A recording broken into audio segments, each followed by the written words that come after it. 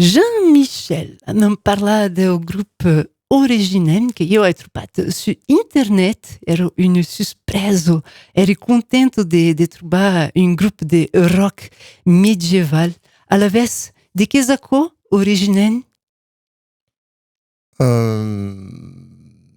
Tu veux dire comment ça m'est venu? Ouais, comment, qu'est-ce que c'est Ouais. Originem? Quelles sont Alors, les sources d'inspiration? Qu'est-ce que vous racontez dans vos chansons?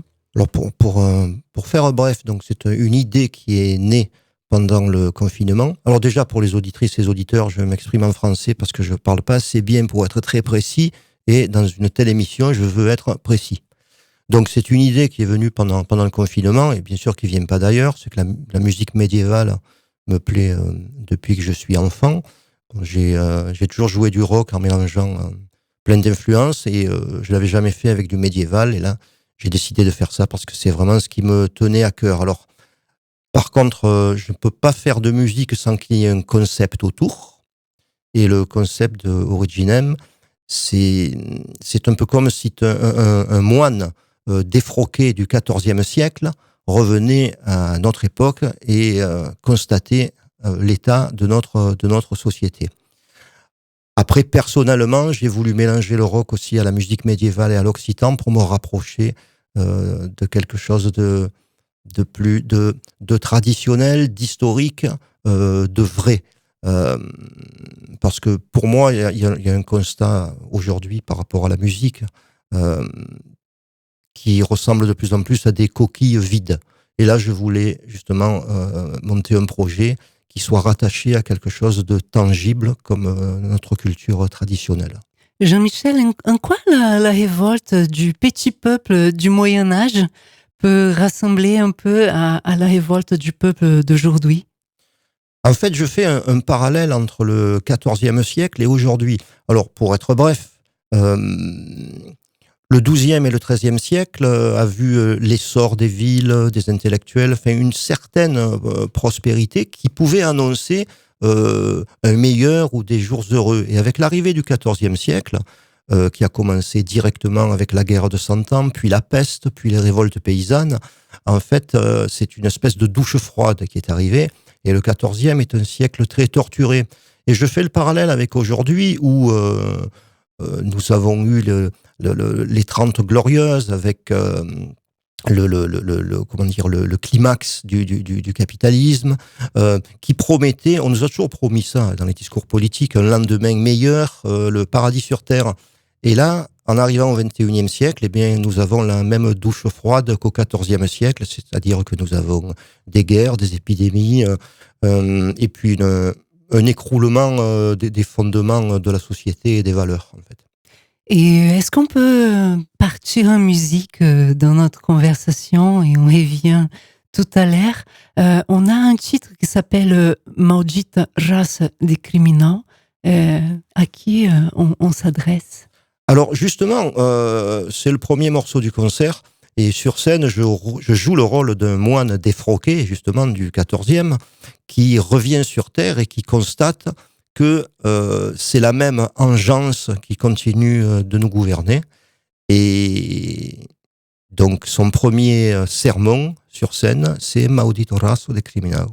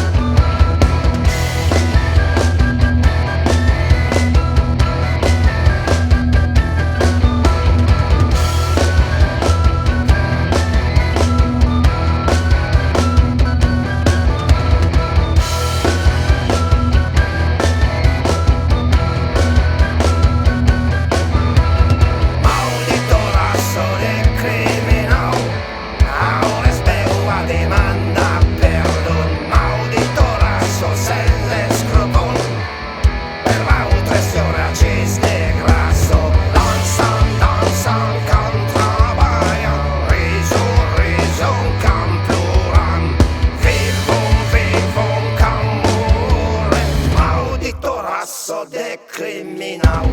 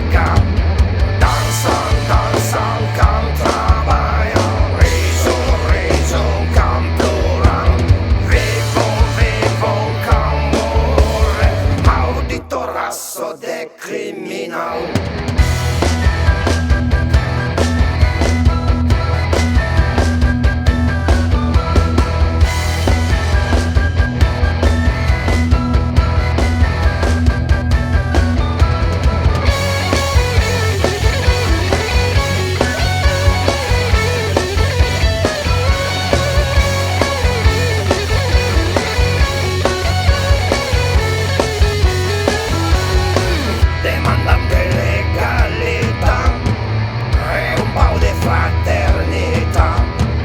Maldito razzo de criminal, Sanchez Caures pena paga, demanda anche legalità e un po' di fraternità.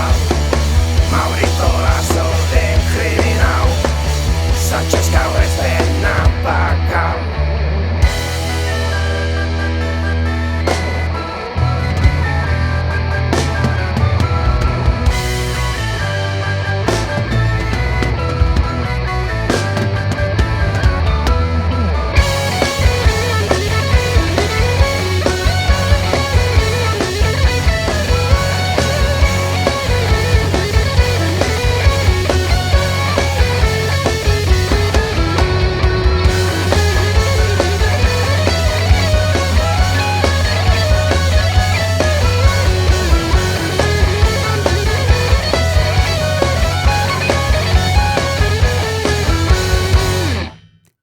Cês bem sur Radio Lingodó, venant d'Auzi originaire. Le titre Maldita raça de criminal qui c'est m'a découvert le groupe qui aime le Jean-Michel. Jean-Michel, pour moi, la découverte du Moyen-Âge, c'était quelque chose d'extraordinaire. Je suis devenue une passionnée, en fait, de cette époque. Est-ce que pour toi aussi, c'est une passion d'aller vers le Moyen-Âge, de découvrir ces peuples qui étaient en souffrance? Quel est ton ressenti en réalité par rapport au Moyen-Âge? Alors oui, en effet, je suis passionné par le Moyen-Âge, mais particulièrement par un domaine du Moyen-Âge, c'est l'histoire de la pensée, de l'évolution de la pensée. Disons que je vais pas pouvoir te renseigner sur le style de chaussures qu'ils avaient au XIIe siècle. Par contre, ce qui m'intéresse, c'est la manière dont ils pensaient. Et surtout que on a l'habitude de parler du Moyen-Âge comme d'une période sombre, mais ça ne l'est absolument pas. Et en fait, on a cette habitude à cause des penseurs du siècle des Lumières, au XVIIIe, qui en fait, pour faire, briller la lumière, ont assombri le passé. Et je peux te dire qu'au niveau de la pensée et de l'évolution de la pensée, le Moyen-Âge, c'est la graine, disons XIIe, XIIIe et XIVe, c'est la graine qui va donner, notamment en France, qui va donner tout l'Occident et la pensée occidentale. Donc c'est loin d'être sombre, et c'est pour ça que ça m'a toujours passionné, parce que j'ai l'impression de revenir, de redécouvrir et d'étudier la graine qui a donné toute notre pensée en Occident. Est-ce que la période sombre, parce qu'elle a existé également, elle est plutôt liée aux croisades, par exemple? Disons que les croisades, alors on a l'habitude de parler des croisades en termes de guerre de religion, mais tu sais, dans l'histoire, les guerres de religion, vraiment, c'est vraiment très rare. Et les croisades, et notamment la première, elle est décidée, on prend pour prétexte qu'il y a des problèmes avec les chrétiens à Jérusalem, mais elle est décidée parce que au XIIe, c'est une période où il y a de plus en plus d'argent, il y a aussi de plus en plus de jeunes chevaliers célibataires qui ne veulent que se battre, et le pape de l'époque décide de cette première croisade, en fait, pour que ces jeunes puissent aller là-bas, prendre des terres et s'accaparer de tous les biens qui se trouvent là-bas. Donc souvent on a toujours le réflexe de parler de guerre de religion, mais derrière il y avait toujours un motif économique, et la religion était prise comme un motif pour le petit peuple, tu vois. Et également une conquête des terres. Oui, bien sûr. Oui. Et est-ce que tu connais cette histoire liée justement au peuple occitan et au Qatar? Ah, ça. Et oui, le catharisme. Alors, le catharisme, pour être, je suis pas un spécialiste, mais je sais que pour être précis, il a évolué aussi pendant les siècles. Le catharisme de la fin n'est pas le même que celui du début. Enfin, mais il est évident que c'était une épine dans le pied de ce qui commençait à être le pouvoir central. Et donc, le fait de ne pas obéir au Nord. Ça suffisait pour déclencher ce qui s'est passé. Mais c'est une philosophie qui qui est très intéressante, le catharisme, bien que je n'adhère pas à certains aspects de certains catharismes. J'aime bien l'idée du parfait, mais par contre, déjà, la considération de la pratique charnelle avec la femme, ça me dérange un peu parce que pour moi c'est important. Donc le fait, la chasteté, c'est pas trop mon truc. Donc il y a des choses dans le catharisme avec lesquelles je suis pas d'accord. Mais par contre, c'était une véritable épine dans le pied du catholicisme, et surtout par rapport à ce qui a été une discussion au travers des siècles. C'est le souhait de pauvreté du Christ. Et c'est vrai que à l'époque, et encore aujourd'hui, il y avait de quoi dire, tu vois. C'est pour ça que les cathares appuyaient où ça faisait mal aussi. Et pour parler des pratiques charnelles, on a l'opposition au catharisme, justement, sont les troubadours. Est-ce que tu es allé aussi étudier un peu l'histoire des troubadours et des troubalites? Alors, ouais, quand même un peu. Le troubadour, c'est un phénomène qui arrive, et heureusement, parce qu'il a aussi changé la condition, la vision de la femme aussi. Parce que avant ce qu'on appelle l'amour courtois, bien que parfois ça soit exagéré, est-ce qu'on raconte là-dessus, mais avant que ça arrive, la vision de la femme et sa considération, c'était pas gagné. Hein, c'était assez bestial par rapport quand un chevalier aimait, ou quand il voyait une femme qui lui plaisait, il se posait pas trop de questions, ça faisait un peu la guerre du feu, tu vois, avant l'arrivée des troubadours. Donc ils leur ont appris quand même, ça a amené un certain comportement par rapport aux femmes. Maintenant, on raconte beaucoup de choses sur cet amour courtois, mais c'est quand même une période où il faut toujours garder à l'esprit que la documentation qu'on a, c'est la documentation de ceux qui savaient écrire. Donc ceux qui savaient écrire, ok, il y a les troubadours, il y a les moines, c'est tout. Donc c'est difficile d'avoir la version populaire des choses à cette époque, puisque la population ne sait pas écrire. Néanmoins, il nous reste certains manuscrits. Oui, absolument. Récemment, par exemple, on a retrouvé des manuscrits des pères et cardinals à Barcelone. Donc, il y a encore des trésors des troubadours à étudier, à mettre à jour. Est-ce que tu t'intéresses d'aller étudier les manuscrits, par exemple? Alors, si j'arrive à avoir 48 heures par jour, je le ferai. Mais c'est vrai que, sans plaisanter, ça m'intéresserait de découvrir ces choses un peu plus profondément. Après, c'est toujours une question de temps. Mais évidemment que c'est passionnant parce que c'est aller vraiment au cœur des choses. Et comme je le disais au départ, c'est vraiment tous ces détails qui ont façonné notre esprit dans tout l'Occident. Et c'est quand même une fierté de penser que c'est justement le sud de la France qui a influencé toute une vision du monde, en fait. Et pour les groupes originaires, vous avez une influence, par exemple, des troubadours? Alors, non. Moi, je suis plutôt influencé par ce qu'on appelait les Gauliards. Qu'est-ce que c'est, les Gauliards? Alors, les Gauliards, c'est un phénomène, ce sont des intellectuels du XIIe et XIIIe siècle, des clercs, donc, ce qu'on appelait des clercs, mais qui étaient des clercs contestataires, c'est-à-dire qui n'étaient pas attachés à une seule université. C'est aussi le début des universités, le XIIe, ce qui a donné les universités. Mais ils se baladaient dans toute l'Europe, et ce sont des religieux, mais qui prônaient... alors, ils étaient contre le mariage, parce qu'ils disaient que si le Dieu nous avait donné certains attributs, c'était pour qu'on s'en serve. Bon, déjà, point de vue d'un religieux, c'est déjà un pas. Hein. Mais les Gauliards, en fait, critiquaient tous les aspects de la société. C'est un phénomène qui a duré 2 siècles. Et d'ailleurs, c'est un peu comme les troubadours aussi. Oui, mais là, ça, à la base, ce sont des religieux, donc des étudiants. Et d'ailleurs, j'utilise, quand je fais des morceaux où je chante en latin, j'utilise des poèmes ou des textes de Gauliard.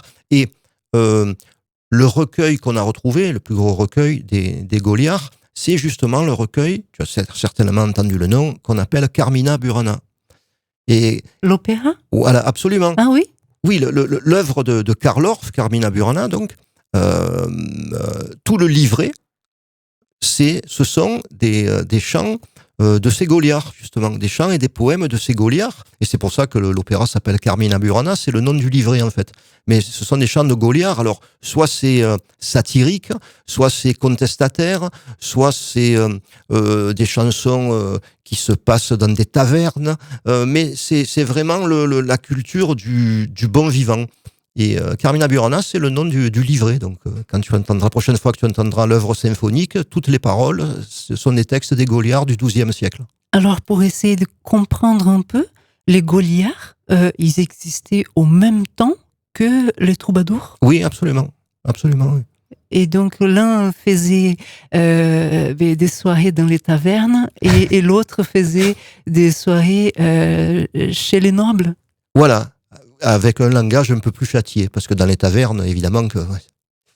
Mais c'est ça, c'est alors, absolument en termes de lyrique, par exemple, on trouve aussi cette richesse chez les Goliards? En termes de lyrique, de composition. Ah oui, les poèmes et les chansons sont magnifiques. Comme je te disais, tu peux avoir des poèmes en l'honneur, par exemple, du printemps, comme tu peux avoir des chansons sur les bienfaits du dieu Bacchus, c'est-à-dire le dieu du vin, tu vois. Et par rapport aux femmes, oui, même si les Goliards, c'est peut-être un peu plus charnel, mais il y a quand même c'est quand même un sujet qui les intéresse parce que d'ailleurs le Goliard le plus connu c'est Pierre Abélard, et Pierre Abélard c'est un phénomène de la pensée du XIIe siècle. C'est celui qui a inventé le conceptualisme, et c'est celui qui est connu aussi pour une des plus grandes histoires romantiques du XIIe siècle. C'est Abélard et Héloïse, en fait. Et c'est une des histoires d'amour les plus connues du Moyen-Âge. Une histoire digne d'un film, tu vois, avec des drames. Tout. Mais il nous reste la correspondance entre Abélard et Héloïse, quand elle était au couvent, qui est un chef-d'œuvre d'érotisme pour le XIIe siècle. Et donc voilà, d'un côté, on avait un certain cléricalisme très dogmatique et très dur, mais de l'autre côté, on avait ces mouvements de contestataires, justement, qui allaient même jusqu'à contester les mœurs quotidiens que l'Église imposait. Pourtant, ça venait aussi de gens d'Église.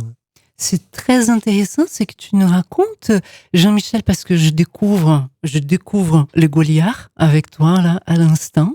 Ça m'ouvre une nouvelle voie, j'espère que pour notre public aussi. Est-ce que tu peux nous dire donc si Sziget Maudit est le titre qu'on va écouter à la suite, est-ce que ça vient d'une inspiration justement de Goliard? Alors, Sziget Maudit, c'est le deuxième morceau du concert. Comme je t'avais dit, le premier, le moine défroqué arrive et constate qu'on est toujours dans le même merdier. Donc, le premier réflexe qu'il a, c'est de prononcer une malédiction en faisant le constat «Avete servit nostri parents, avete destruit la cultura, avete transformat tutta l'istoria, Sziget Maudit vautres et les vostres».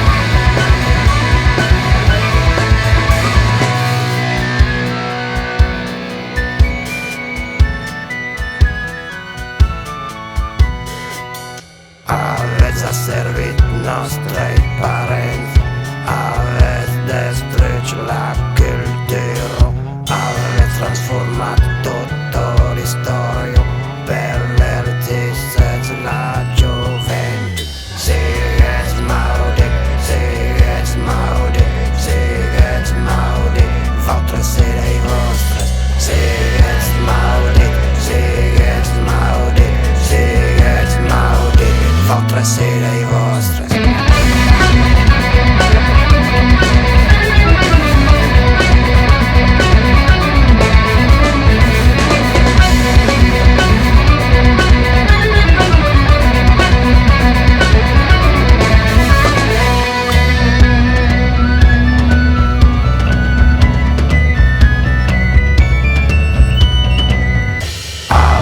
Servit nostre parents, avete distrutto la cultura, avete trasformato tutta l'istoria, pervertiste la gioventù.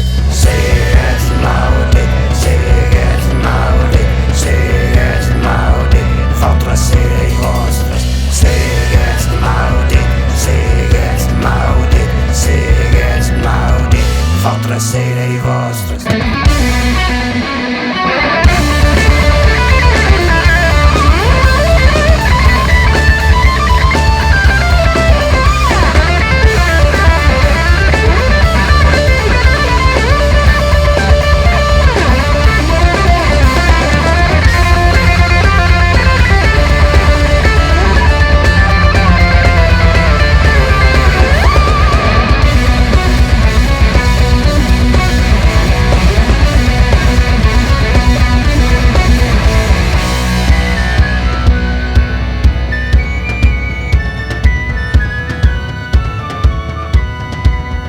Avete servit nostre parents, sigues maudit, vosaltres sereu vostres.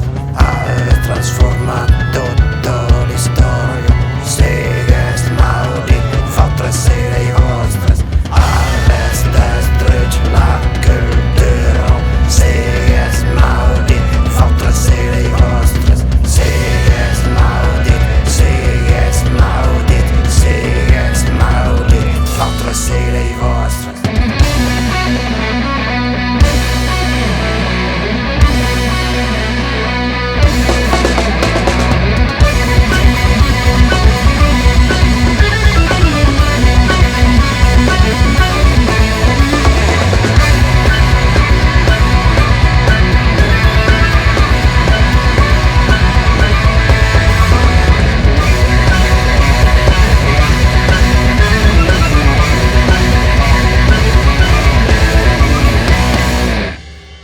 Originem és um coletivo de rock and roll que vem a mim pensado de lado mediana vem aqui a nosaltres Jean-Michel Huizen que nos parla de Goliath, que nos apresenta que conto diferente aqui para nosaltres que estem acostumados a falar de troubadours, de troubairites e outro pensado Jean-Michel, les pauses musicales sont vraiment terribles parfois parce qu'on continue à discuter pendant les pauses musicales et malheureusement le public ne les écoute pas les mots dits.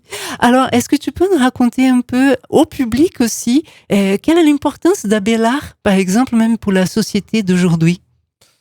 Oui, Pierre Abélard, qui était un intellectuel du XIIe siècle, qui était un spécialiste de la dialectique, de l'art de discuter. Donc, il a amené beaucoup de choses dans sa pensée, et notamment en ce qui concerne les péchés ou la justice. Jusqu'au XIIe, l'Église avait un manuel donc qui faisait une liste des péchés avec des sentences.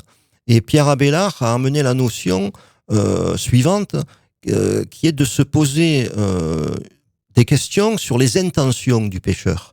Et lui, Abélard, disait que les intentions étaient plus importantes que l'acte en lui-même.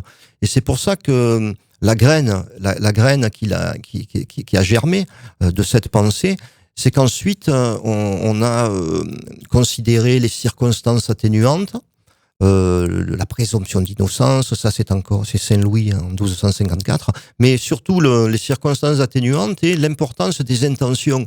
Et d'ailleurs, il y a quelque chose de très très important que les gens ne savent pas en général, c'est que c'est justement dans la deuxième moitié du XIIe siècle que la géographie céleste va se modifier dans la religion chrétienne et qu'on va y ajouter le purgatoire. Parce que jusqu'à la deuxième moitié du XIIe siècle, il y a l'enfer et le paradis. Et justement, avec cette pensée qui évolue et la considération des intentions et tout ça, le purgatoire va naître, qui est un endroit où on va pouvoir purger sa peine, se repentir pour éviter d'aller en enfer et aller au paradis. Et donc, c'est très important de voir comment la pensée de certains intellectuels a modifié aussi la géographie céleste dans la religion et y a ajouté le purgatoire. Et donc, c'est pour ça que je suis content de le dire dans ton émission, mais c'est vrai que la plupart des gens ne savent pas que ce qu'on considère comme un truc qui a toujours existé, le purgatoire, dans la religion chrétienne, date de la deuxième moitié du XIIe siècle. C'est une évolution de notre pensée par rapport aux intentions. Mais alors, dans une société laïque comme la nôtre, quand on parle presque pas justement des concepts des religions et tout ça, en dehors de la religion, ces genres de concepts comme les purgatoires, le ciel, l'enfer et tout ça, tu crois que ça peut aussi influencer le quotidien de quelqu'un à l'heure actuelle? Oui, alors déjà il faut comment dire, il faut noter quelque chose de très important, c'est que souvent quand je parle à des gens et qui parlent du Moyen Âge, ils me disent oui, mais le Moyen Âge, la religion, l'obscurantisme et tout. C'est une très grosse erreur, parce que c'est l'erreur de la plupart des gens, c'est de juger le passé au travers du prisme intellectuel contemporain.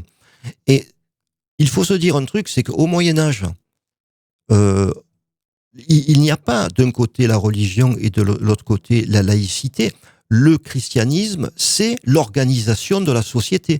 Les gens ne se posent pas de questions du style « oui, mais ça c'est la religion, ça c'est pas la religion ». Non, il n'y a que la religion qui organise la société. La laïcité, elle arrive petit à petit, justement avec les Gauliards qui commencent à planter certaines graines. Mais ce que je veux dire pour la question que tu m'as posée, c'est que ne pas oublier que c'est cette pensée qui a donné naissance à la nôtre aujourd'hui. Et si l'humanisme a pu naître et ensuite a donné ce qu'on a connu, le militantisme, les mouvements sociaux, le syndicalisme, tout ça, c'est parce que à la base, la graine a été plantée avec une autre façon de considérer les péchés, une autre façon de considérer la condition de l'homme, et tout ça, ce sont des graines que certains dissidents de la religion, qui voulaient penser plus loin, ont planté. En fait, ça vient de là. Donc, ce qu'on a aujourd'hui ne vient pas d'une pensée laïque du Moyen-Âge, ça vient de la religion, mais avec des dissidents qui ont pensé autrement le message religieux. En fait. Et même pour ce qu'on appelle de droit, parce que on dit souvent que le droit vient des Romains, mais là, tu nous as parlé des présomptions d'innocence, des circonstances atténuantes, de l'importance de connaître l'intention du pécheur. Mais en réalité, comme tu nous as expliqué, ça vient de la pensée de Pierre Abélard. Alors, ça vient rajouter des graines au droit romain. Absolument, absolument. C'est-à-dire que des gens comme Abélard et bien d'autres, il y avait Jean de Salisbury, Albert le Grand, enfin, il y en avait plein d'autres, eux se sont intéressés à la pensée grecque, romaine et arabe. Et c'est justement en s'intéressant à ces autres pensées qu'ils ont peaufiné et fait évoluer la nôtre. Et disons que jusqu'au XIIe, il y a ce qu'on appelle la scolastique, c'est-à-dire la science qui réunit religion et philosophie, mais dans la philosophie, ça se concentre que sur Aristote chez les Grecs. Mais avec Abélard et d'autres intellectuels après, et avec l'humanisme, ils s'intéressent à plein d'autres philosophes grecs, à des philosophes arabes, comme Averroès, tout ça, et plein d'autres. Et là, la pensée occidentale prend une nouvelle dimension, et c'est comme ça que... d'ailleurs, c'est rigolo parce que juste hier soir, je lisais encore un truc où certains intellectuels de l'époque disaient quand on a des idées nouvelles, plutôt que de dire qu'elles viennent de nous, pour que ça soit accepté, on va dire que ça vient d'un philosophe arabe ou grec qu'on a lu. Comme ça, c'est accepté. Mais ça venait d'eux-mêmes, tu vois. Mais c'était juste pour l'anecdote. Mais disons que voilà, c'est l'enrichissement. Certains intellectuels religieux donc ont eu l'intelligence d'aller voir ailleurs et d'enrichir et de ne pas se contenter du dogme. Et c'est pour ça que la pensée occidentale a pris l'essor qu'elle a pris ensuite. Ouais. Et toi-même, tu t'es pas contenté uniquement des textes que tu avais devant toi en français ou en occitan. Tu es allé également étudier des textes en latin. En latin, oui, alors c'est certaines choses. Après, c'est un langage assez spécial. C'est vraiment un langage mathématique, tu sais, presque scientifique. Puis bon, c'est tellement loin de nous que c'est difficile de ressentir une émotion aussi quand tu le lis, parce que c'est assez loin. Mais quand tu le lis ou que tu l'étudies, tu sens quand même une connexion avec un passé, et évidemment, puisque nos langues oui. viennent de là. Mais moi, j'ai les latins et beaucoup les extrêmes orientaux, j'ai lu aussi. Et c'est pour ça que je reviens encore sur ce que je disais au début. Quand on te parle de période sombre, non, certainement pas, parce que c'est justement la période où ces gens se sont ouverts à tous ces autres intellectuels, à toute cette autre histoire, à l'Antiquité, et on fait évoluer notre pensée, qui est devenue ce qu'elle est ensuite, ce qu'elle a donné, quoi. Et le titre Seditionem. Ah, oui. Il est en latin. Oui, alors Seditionem, il est en latin. C'est un fragment de texte qui est tiré d'un texte de Goliath, qui dit, en substance, puisque je te rappelle l'histoire de ce moine défroqué sur scène, il a constaté, le premier réflexe, c'est de maudire tous les gens qu'il a vus, et le troisième sermon, qui est en latin, il dit que, au vu à la vue de ce qu'il constate, il se sent comme un navire sans équipage ou sans gouvernail, avec une immense colère à l'intérieur de lui-même. Alors, il décide de prendre la grande route et d'essayer de trouver ses semblables, c'est-à-dire les mauvais, pour se diriger vers la seule solution par rapport à ce qu'il constate, c'est la sédition, donc Seditionem.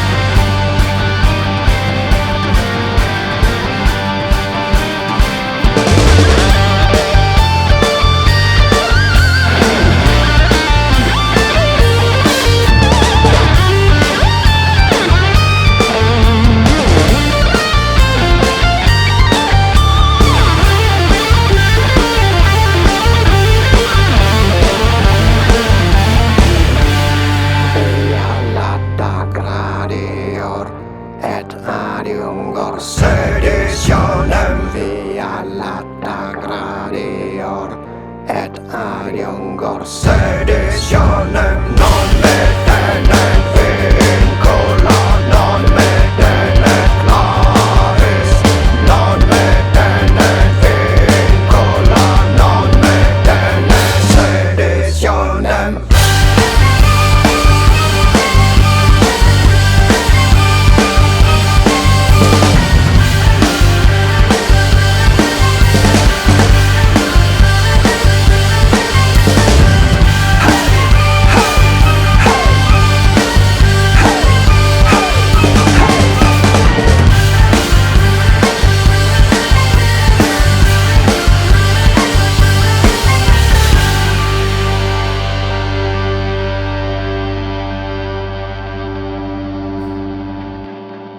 C'est sur Radio Lingo d'Or qui est le groupe Originem et le titre Séditionem. Jean-Michel, est-ce que tu peux bien nous présenter les membres du groupe Originem? D'accord. Alors, à la basse, il y a Yves Gallego, qui est un ami d'enfance, justement, et qui a rejoint le groupe il y a quelques mois. À la batterie, c'est Thomas Calegari, qui lui est à Paris. Yves est à Marseille, Thomas est à Paris, et à la flûte piccolo, il y a Géraldine Thébault, qui elle est en Vendée, et moi-même qui me trouve à l'Odève. Et donc, comment vous faites pour vous retrouver? On les fait des efforts. répétitions. Vous étiez à Marseille justement il y a quelques jours pour un concert? Oui, c'est ça. On a joué dans un endroit, un pub qui est, comment dire, un endroit assez réputé à Marseille pour son histoire, puisque le taulier l'a ouvert il y a 40 ans, et c'est cette année, la 40e année, qu'il est derrière le comptoir, 6 jours sur 7. Et puis c'est un endroit spécial, donc on a fait une sorte de happening là-bas. Voilà. Ah, extraordinaire. Et pour notre public, tu sais, il y a des gens qui organisent des festivals, il y a plein de choses. Comment fait-on pour te retrouver, Jean-Michel, pour justement vous inviter pour un super concert cet été, par exemple? Alors, il y a le site web qui est donc originem.name, et sinon la page Facebook Originem rock médiéval. Le mieux, en tapant Originem rock médiéval, on tombe automatiquement sur nous, site, Facebook et tout le reste. Et là, il y a les contacts, il y a tout ce qu'il faut. Ouais. Et pour parler de ton processus des créations, Jean-Michel, quand tu écris, par exemple, des titres en occitan, tu parles l'occitan, tu as une bonne connaissance. D'où vient cette inspiration? Comment tu la traduis? Est-ce que tu l'écris d'abord en occitan? Alors, souvent, je tombe sur une formule qui me plaît, comme par exemple Sigets Maudit ou Vengut Lujurn, qu'on verra plus tard. Ensuite, c'est une tu formule fais une qui me recherche donne. historique, par exemple? Oui, et je commence par ce que la formule provoque en moi, ce qu'elle me donne envie de dire, bon, qui est en rapport avec mon répertoire évidemment. Mais c'est surtout, il y a quelque chose de plus profond, c'est que avec cette histoire d'occitan, alors moi je suis plutôt l'occitan provençal, mais bon après voilà, on va pas. Mais j'ai vraiment l'impression, surtout quand je vois la différence entre un mot en occitan provençal, en occitan marseillais, c'est encore différent qu'en languedocien. J'ai l'impression de voyager dans l'espace et le temps, surtout. C'est pour ça que c'est très important pour moi, justement, de faire ces morceaux en occitan. C'est que, en plus, comme on parle de Moyen-Âge, j'ai vraiment l'impression de voir le voyage des gens à l'époque, et en plus, quand tu t'approches du portugais, de l'espagnol, de l'italien, tout ça, et avec l'occitan, tu as vraiment l'impression de voir quels ont été les mouvements à l'époque, tu vois, et comment la pensée et les mots voyagent. Et c'est pour ça que c'est très important. Puis il y a une résonance, après il y a des choses qu'on n'explique pas, il y a des choses qui te touchent, tu ne sais pas pourquoi, et je pense qu'il y a des choses qui n'ont pas besoin d'être expliquées. Et est-ce qu'il y a des gens qui te posent la question du pourquoi chanter en occitan? Souvent, tu oui, sais, ça, oui, les artistes ils doivent se justifier de leur choix pour la langue occitane. Écoute, quand j'ai monté ce groupe pour faire du rock médiéval, avec ce thème et ce concept, ça s'est imposé à moi comme une intuition qui est devenue une conviction. Donc après, je sais pas quoi répondre quand on me demande pourquoi, parce qu'une fois que tu es convaincu de quelque chose, C'est une ouais, évidence. c'est tout, Oui, absolument. oui, oui. Et l'occitan est une langue des familles? Alors j'en ai entendu beaucoup à Marseille, j'en ai entendu chez mon parrain qui habite plus à l'intérieur des terres, mais qui disait pas les mêmes mots que ce que ma grand-mère disait, parce que à la base elle venait d'Andalousie, elle avait vécu ici. Donc j'ai entendu plein de formes différentes et, donc je me suis rendu compte plus tard que certaines formules qu'on utilisait n'étaient pas françaises en fait. Mais au départ tu te poses pas de questions quoi. Tu vivais dans une Oui, tu entends, certaine oui. diglossie? Oui, oui, Oui. absolument. Et qu'est-ce que ça te génère al dintre de ton être, au plus profond de toi-même? Écoute, ouais, c'est assez bizarre ce que je vais dire, mais tu as l'impression de vivre des vies antérieures. Extraordinaire. Je te pose la question parce que cette semaine, on a reçu un eurodéputé à la radio, Benoît Biteau, et j'avais lancé l'émission en occitan et tout. Et il était ému. Il était ému. À la fin du plateau, il m'a dit, Gisèle, ça m'a touché profondément. Tu m'as fait vivre une émotion. Je ne sais pas expliquer, mais oui, les paysans, sa famille parlait la langue de son territoire et ça l'a fait revivre certaines émotions.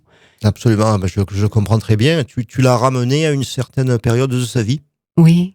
Et pour toi, chanter en occitan, faire tes compositions en occitan, est-ce que c'est une façon aussi de revivre une période ou de peut-être mettre à l'honneur cette langue qui vient d'une famille, d'un territoire? Ben, il faut à tout prix faire vivre cette langue parce qu'une langue, c'est une façon de penser et de se comporter.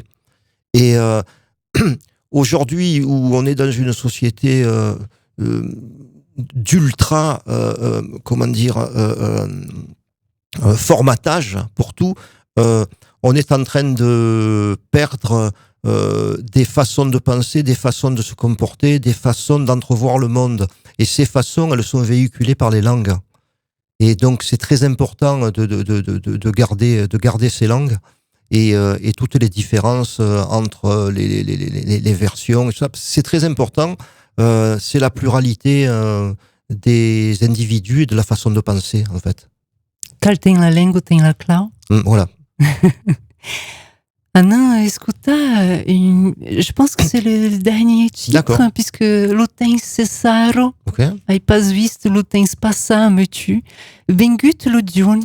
Ben, écoute, ça fait un très bon dernier morceau, puisque, donc, je récapitule, le moine défroqué arrive, constate que c'est le même merdier, décide de maudire tout le monde et finalement trouve la seule solution qui est la sédition. Là, il est enfin arrivé sur la grande route pour rejoindre les mauvais et ils inventent une rengaine qu'ils vont répéter, une rengaine qui va raconter en substance qu'il faut faire le dos rond en attendant le signal de la révolte et du massacre qui vient. Et le dernier mot, c'est vengut lo giorno, donc le jour venu, donc en attendant que ça se passe.